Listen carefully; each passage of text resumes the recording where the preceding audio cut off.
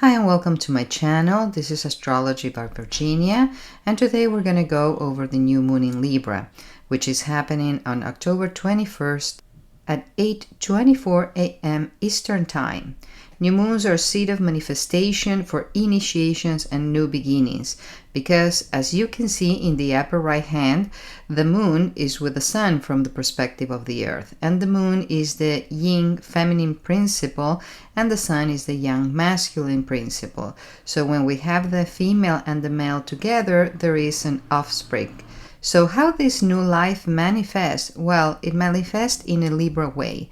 And Libra is harmony, balance, relationships, diplomacy, justice, and overall beauty.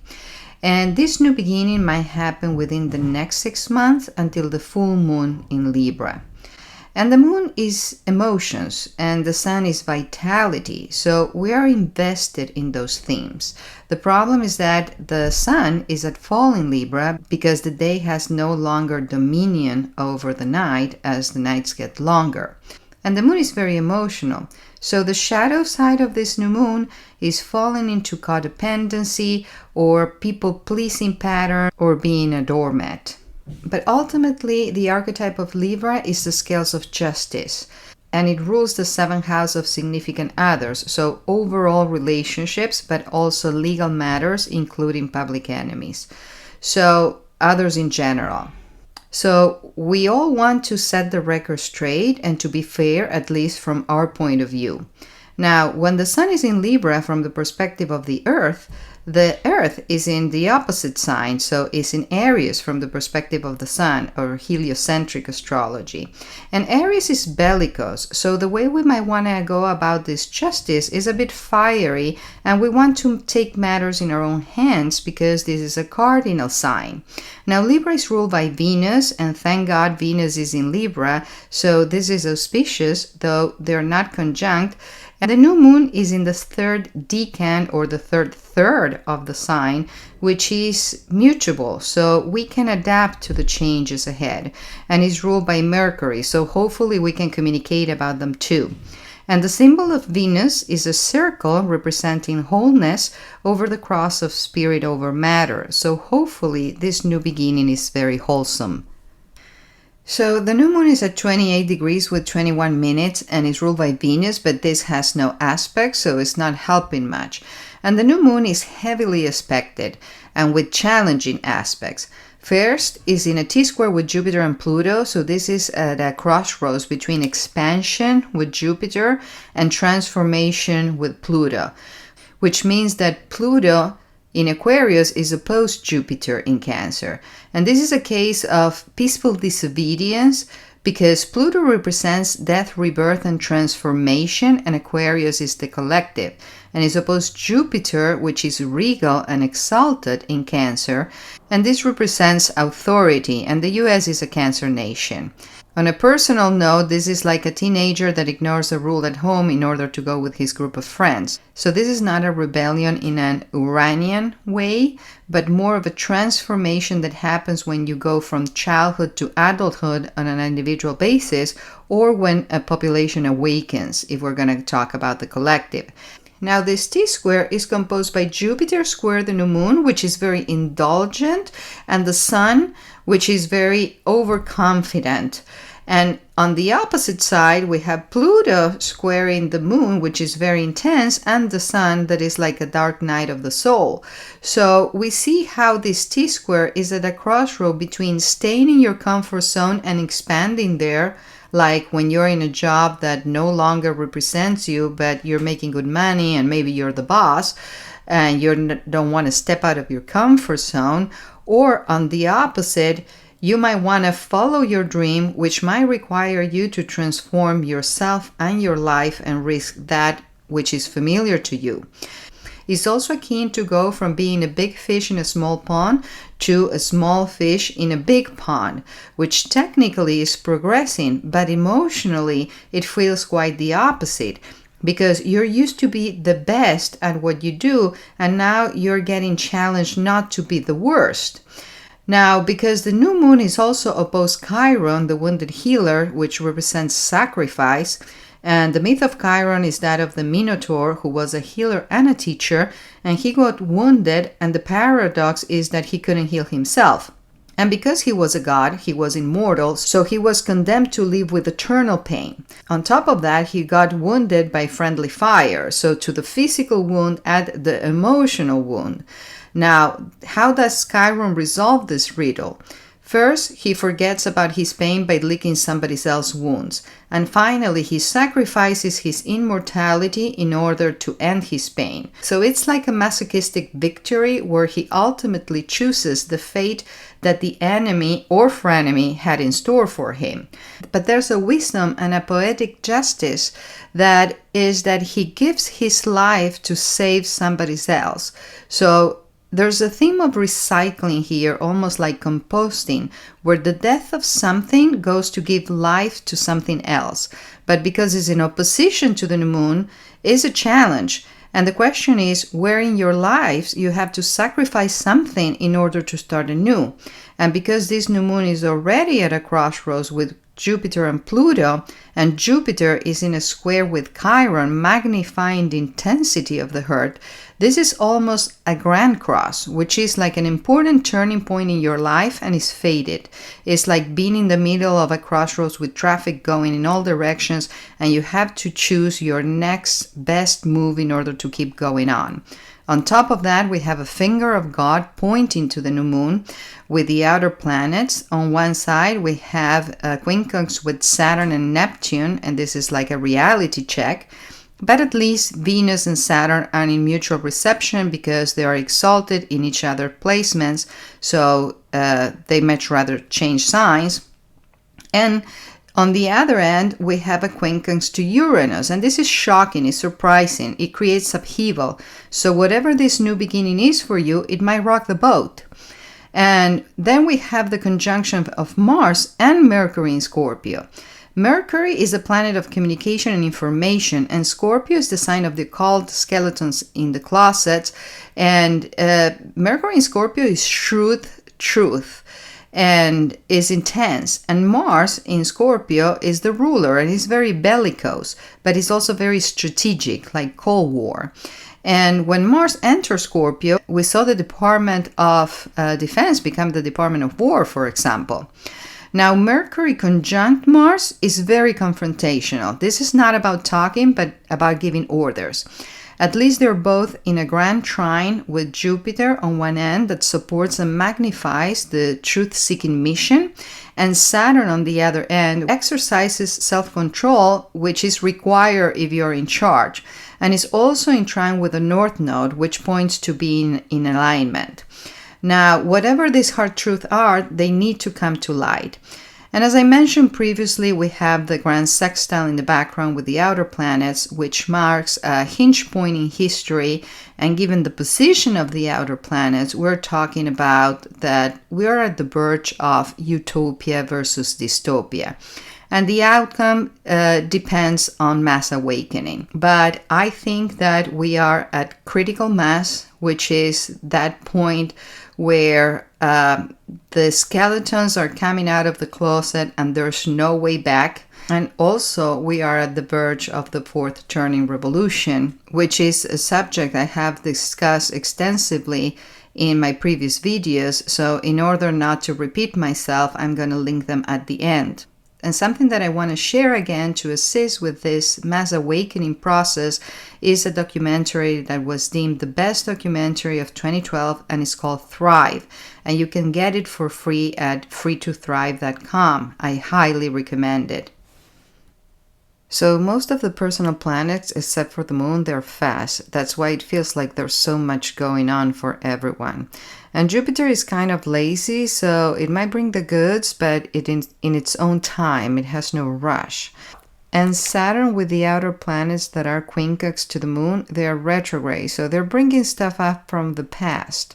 But Pluto recently stationed direct and is still out of bounds, so it's like out of control. And given that it's a planet that goes out of bounds one in like 15 centuries, This is another indication of a quantum evolutionary leap transforming the collective beyond social norms, which might prompt the eruption of suppressed forces, like when people wake up to their power and they finally choose autonomy against the control that the globalists are trying to impose by Agenda 2030, where they want you to own nothing and eat bugs. So this might blow up on their faces. The overall score for this moon is 20, which is really good. And the planets driving this new moon are Venus, the ruler, Saturn, which is in mutual reception with Venus, and Mars. So we have both the cosmic lovers with Saturn in charge of building the foundation to fight for what we want. To the right, we see how the new moon trines the asteroid Wuhan, which refers to the Chinese city where the pandemic started, and on one hand, it points to think that they start really small and expand beyond belief. On the other hand, Wu means military or business, and Han means coal, like Cold War or financial warfare. So there's a strategy at play on the geopolitical and economical front. So whatever is starting here anew, it has its roots in the pandemic, which was like a controlled demolition. And finally, Chiron, the wound, is at the midpoint of Uranus, the surprise factor, and the north node of destiny. So I believe this is shocking information that comes to light about victims of the pandemic, especially because Chiron is parallel trans Pluto, which means they're on the same declination, and that's like if they were conjunct. And trans Pluto is a mathematical point between the outer planets, and also the feminine counterpart of Pluto, which has been called dark Pluto, like if Pluto wasn't dark enough to begin with. But this is even more internal, transformational, and potentially healing too. So we'll see how this will play out, but I would love to see some reparations for the victims of the mandates. In New York, the people who were terminated for not getting vaccinated were supposed to be reinstated with payback, but they're still deliberating. And Uranus is contra-parallel Mercury, when it's also the higher octave of Mercury. So this is like if they were in an opposition, as one is north and the other one is south. So the surprise factor is challenging the information that is being revealed. So let's see how this will play out for the US. And the new moon illuminates the 10th house of government, and with Venus, this is about both diplomacy and budget. And because it squares the 7th house of others, allies and enemies alike, this is also about leverage. Now, Mars in Scorpio is very strategic. If you go to the website of the Department of Defense, defense.gov, now you're going to see that it's war.gov. And this tells you something. And because it's in the 11th house of the collective, which relates with what's going on with ICE, this is also the resources that come from the government. And there's definitely a fight for resources. And with Mars back in Scorpio, we have also the military meeting in Quantico, which is very suspicious because that's not strategic. As if you want to kill more than one bird with the same stone, you have them all there. So this is unprecedented, and on top of that, it was not even secret. So my guesstimation is that this was not just about national or even international affairs. I think there is some kind of relationship with the comet 3i Atlas. I also don't believe that NASA is not working on this. Maybe non-essential personnel might be in furlough, but I think there's more to the story that they are not ready to disclose or they are preparing to disclose. And with Mercury in Scorpio in the 11th house of the collective, there are skeletons coming out of the closet that affects the population. And with Jupiter hitting the US Mercury in the 8th house of secrets and finance, on one hand, this can be big news about finances, especially related to domestic products, as this is in the sign of Cancer, but also Jupiter is beneficial and Mercury represents the markets, so I'm not scared for the remaining of this year. As I mentioned before, and now with White Moon Lily in the 8th house in the sign of Leo, this represents secret affairs and it represents the media, but also sex and children. And we have J. Ray accusing the Kardashians of being worse than Didi. So we'll see. And the Wuhan asteroid, that is that little sign that looks like a man doing Tai Chi, in the 7th house in Gemini is at the midpoint of the US, Mars, and Jupiter cutting ties with international entities. So this is likely the US scheduled to leave the World Health Organization at the beginning of next year. And with Saturn, the planet of constriction and limitation, in a quincunx with the new moon, this represents the shutdown. And with Mercury entering shadow, I don't know when this will be over, hopefully by the beginning of November when Jupiter trines Saturn. And in the background we have the ongoing configurations that I have mentioned in previous videos that I will link at the end. And back to 3i Atlas, we know now that it's not a comet, and scientists had agreed that it's not just possible but probable an alien craft. And they say it's 33 million tons, though I question the narratives when I notice the numerology. They like to repeat the number 33 a lot. Anyway, my previous prediction, it was that with the state of affairs in the world and the advancement of technology, nukes were almost obsolete. So we are dangerous and we're probably being watched. And then I found the quote of David Gross, which is a scientist winner of the Nobel Prize in Physics, who stated that this probe likely started its journey 80 years ago. And what did we have 80 years ago? Hiroshima and Nagasaki. So I think I'm onto something here. But then I came across another piece of information that is related to CERN, which I like to call concern, because A is concerning and B, I think we're being conned. For those who don't know what CERN is the particle collider where they're trying to find the God particle, whatever that is. But there is this genius kid named Max Sidorov who claimed that CERN didn't just smash particles, but it opened an interdimensional portal for 11 minutes, which was called a glitch by the officials, but Max claimed that they tear the fabric of reality, which had permanently altered reality timelines. But Dr. Astrid Stackelberger, a CERN critic, questioned a physicist who claimed that an entity crossed through one of these portal openings. So if we have the capability to bend space or create wormholes or connect to other dimensions, we are not only a danger to ourselves but to others as well. So we're definitely being monitored. And now it's not just 3i Atlas, it's also Swan, which is 100 times bigger. And then there's another one that I can't even keep up with.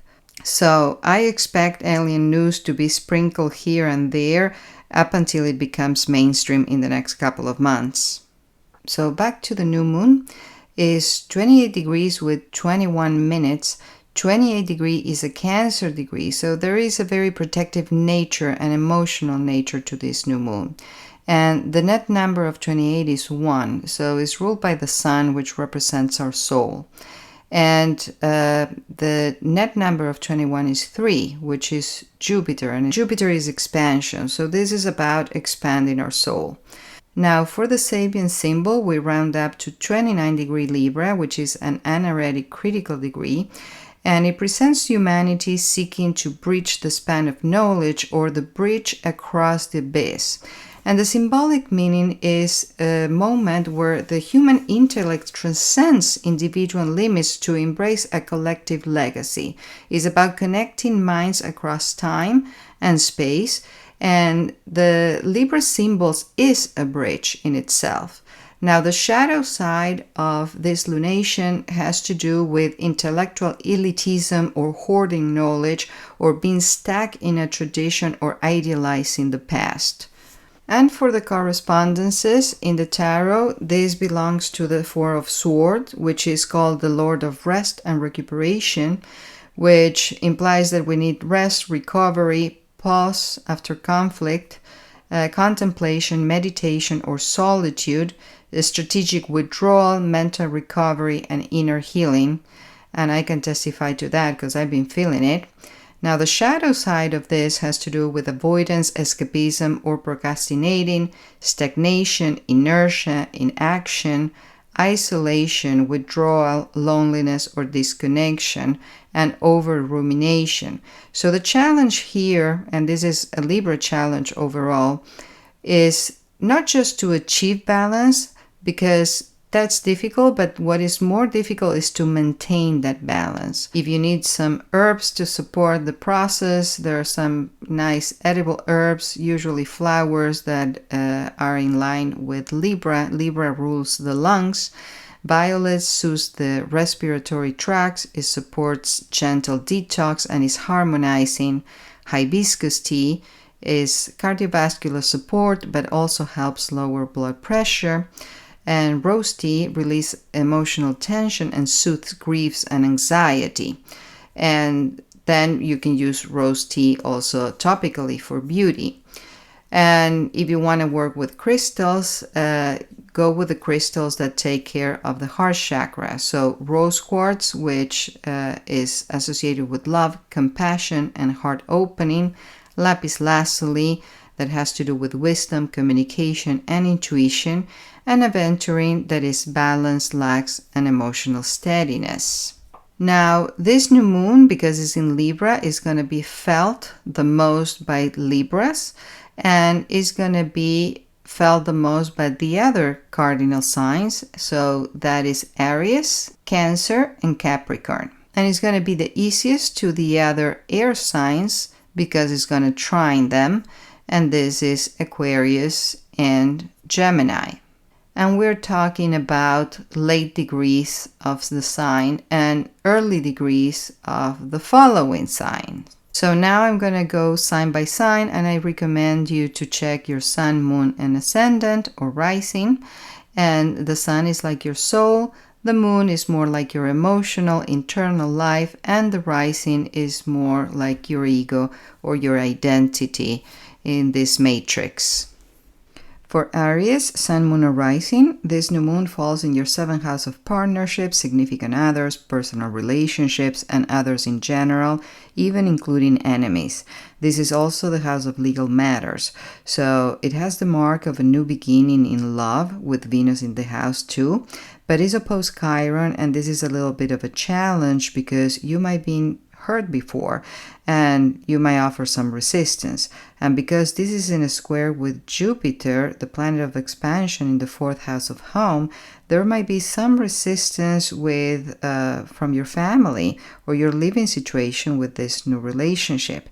And given that it squares Pluto, the planet of transformation, in the 11th house of groups, there might be some jealousy from your friends, and regardless, this looks very auspicious.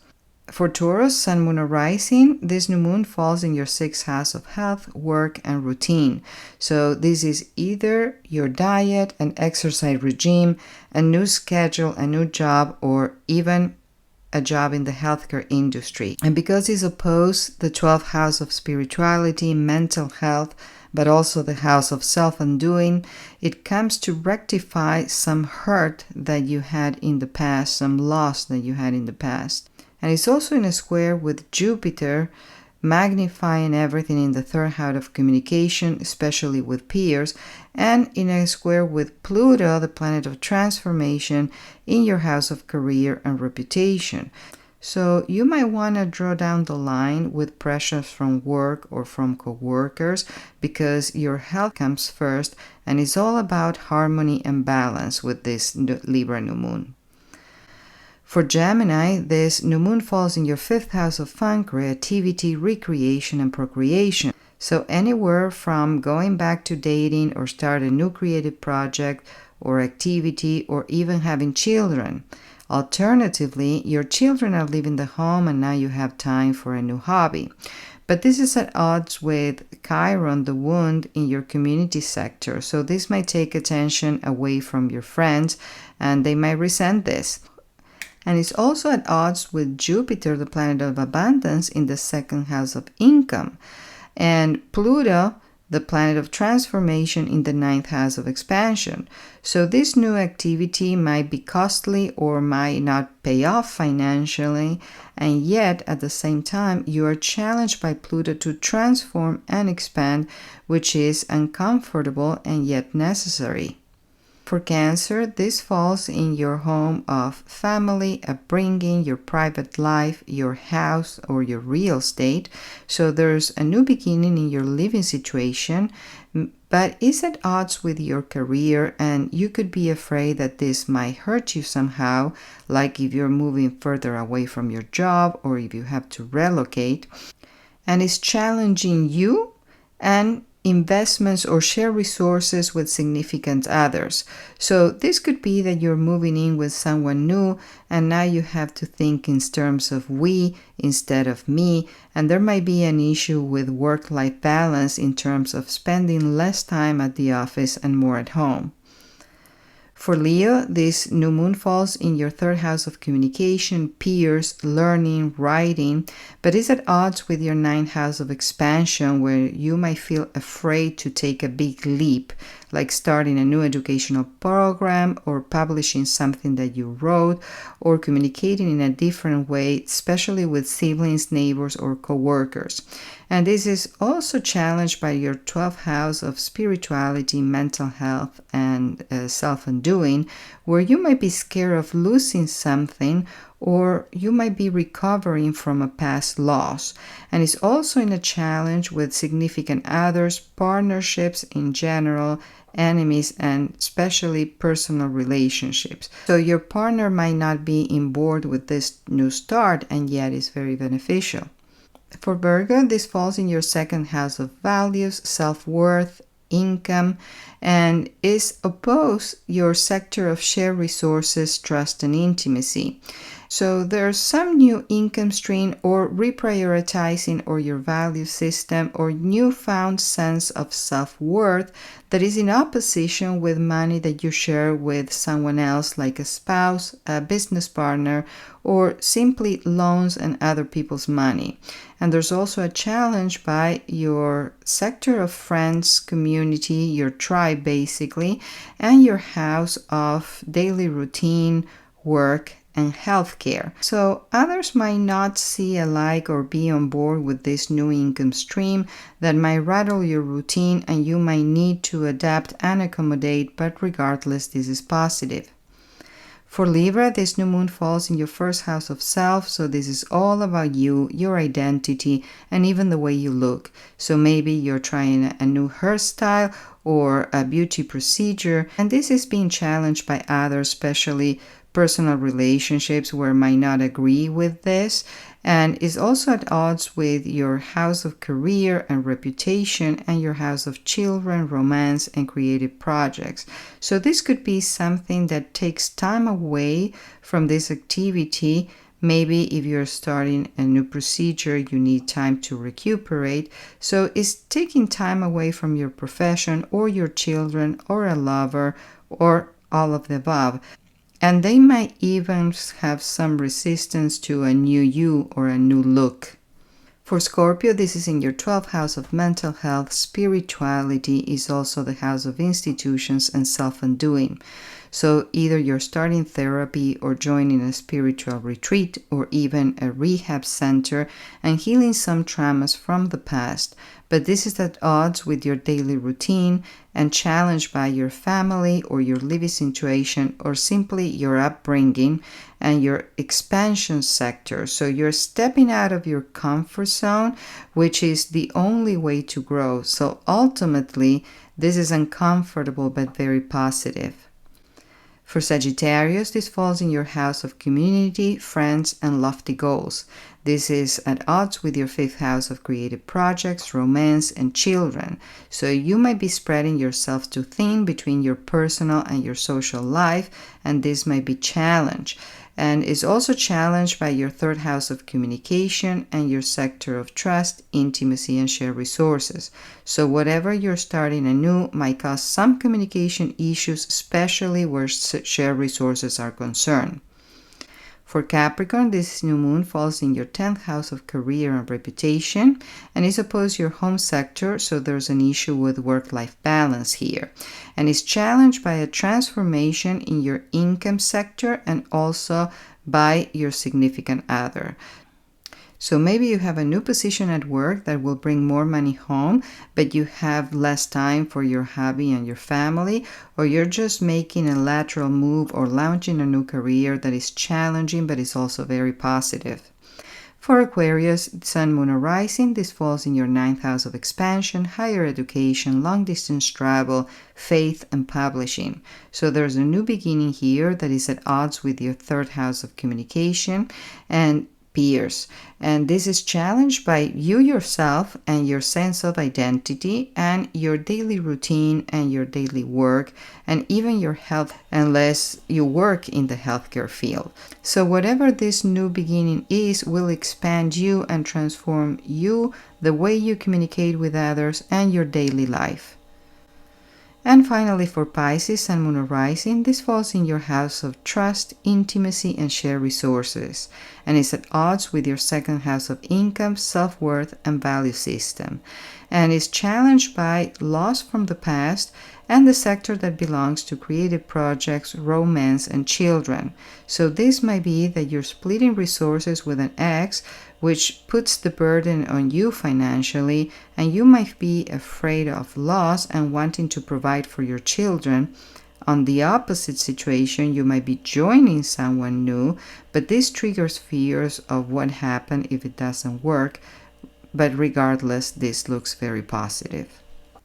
So I hope this gives you an idea of how this new moon will play out for you. And actually, I'm curious, so feel free to comment below. But the best way I can help you is with a private consultation or with my book. And this is a book about you. Here will go your name, your natal chart, the table of contents, an introduction, my bio, your natal chart, your numerology, then your lunar progressions, and then we have horoscope for a whole year. Other offers of my readings, my contact information, and that's it, folks. Contact me for your copy. And with that, I will leave you today. It takes me more than a minute to make these videos and just a sec to like, so please do. And thank you so much for your time. See you in the next one. Namaste.